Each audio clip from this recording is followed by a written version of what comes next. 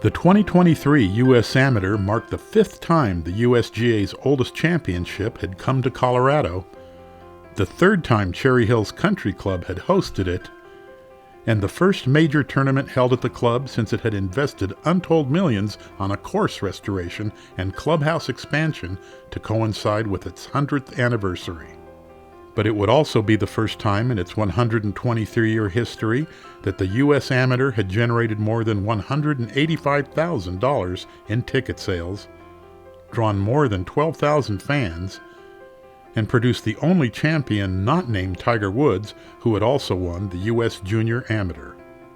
But the U.S. Amateur at Cherry Hills achieved even more.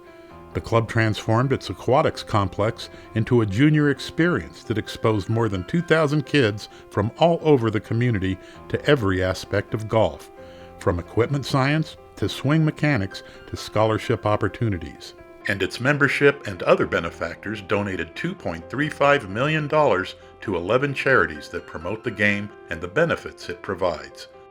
Among them, the Evans Scholars Foundation, the Cherry Hills Palmer Scholarship Foundation, and the 3 Colorado First Tee chapters.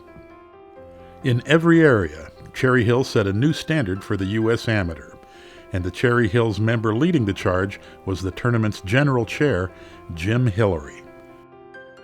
When they selected Jim as the chair, he was perfect. There's 3 things about him that make him a great chair.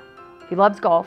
He is understanding of the history of Cherry Hills and Cherry Hills' commitment to host championships. And finally, philanthropy for him is a moral imperative.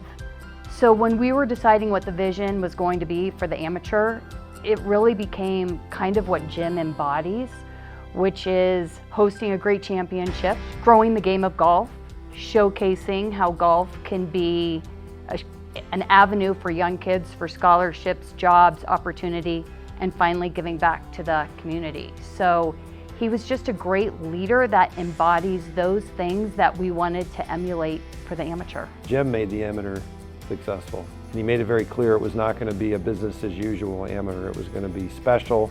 The most important piece of that was opening the tournament to the community, and particularly kids. So one of the things that I think Jim did so well for the amateur is, in this day and age, a lot of times country clubs will go and outsource someone to execute the vision. And Jim really entrusted the staff and the members to carry out the vision.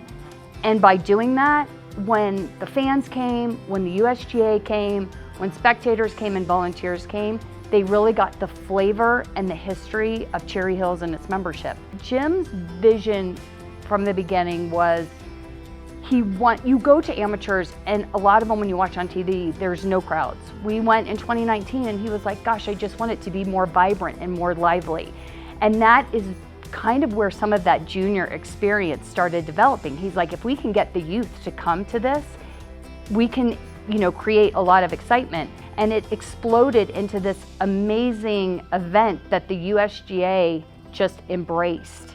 And it was outstanding. It made a blueprint that I think will be replicated in future championships. What Jim was trying to cultivate was, you weren't just coming to Cherry Hills to experience the grounds, you were coming to Cherry Hills to experience something that was going to be life-changing for everybody involved. Whether that be the staff, the volunteers, our USGA staff, the players, it was also the spectators, it was the youth, it was the Evans Scholars, the Palmer Scholars, and all the others that had an opportunity to come on board and experience something truly spectacular. The quality of the competition didn't disappoint either, providing electrifying days. Landed long, this should spin. Oh, this is so good. Tap in, birdie. That's the shot of his life, Dan. And nights on the course.